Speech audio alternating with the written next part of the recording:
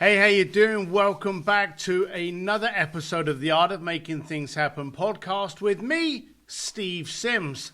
And for any of you that's watching this video, you can see me here all cozy in my Norton race jacket because I'm going to tell you what I got up to last week at the Norton headquarters in Donnington, England.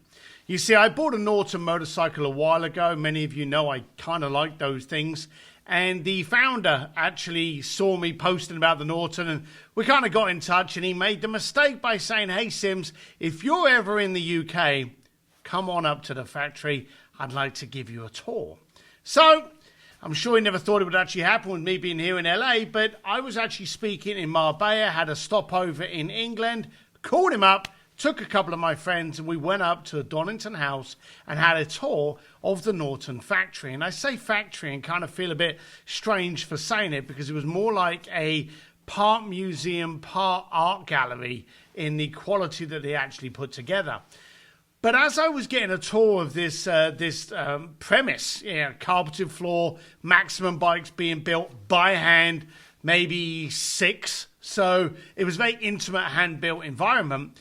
But as we were going through, I was introduced to a gentleman by the name of Skinner, who designed every single one of the Norton motorcycles.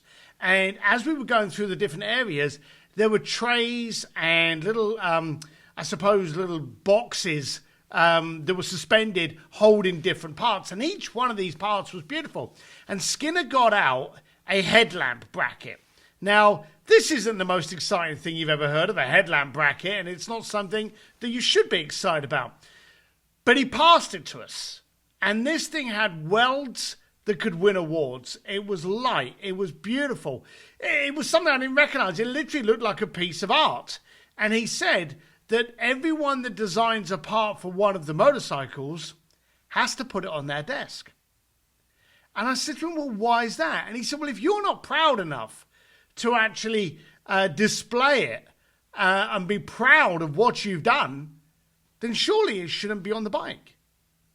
And this got me thinking. Now, of course, once I had that information, I was looking at the brake brackets, I was looking at the calipers, I was looking at everything that you normally would not look on a motorcycle to decide, is that beautiful? Would I display that on my desk? And while I had a fantastic time at the Norton headquarters, I came home on the train for about 2 hours to get me back to London. And all I could think about was, would I expose my work on my desk proudly? Now, we all do a lot. We have services, we have coaching, we have products, we have many, many different ways that we make money. But if you could contain it in a product, in a statue, in some form, would you be proud enough to actually stick it on the desk? Are you proud of what you do, or does it make the money to keep the lights on?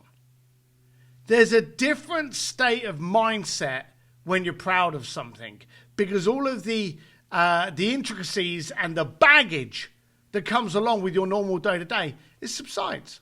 You know, when you're doing something you're beautiful of, maybe you don't think about a budget as much. You know, maybe you don't think about the weight. Maybe whatever it is kind of goes secondary to, am I proud of that moment? So I'm going to ask you quite simply to ask yourself, are you proud of what you do in your day-to-day existence? And would you be honored and invigorated to stick that on the edge of your desk? I'll be honest with you, I am. But it was in such a format that they put it, and the way they actually put it, it even got me thinking. And there was a couple of things I thought, it could be prettier, I could be prouder. And when you take pride into your work, you provide a value above what the client and the customer is paying for. And at the end of the day, if you give them more value than you're charging on a price tag, you build up loyal commitment and a community, and you stay in business.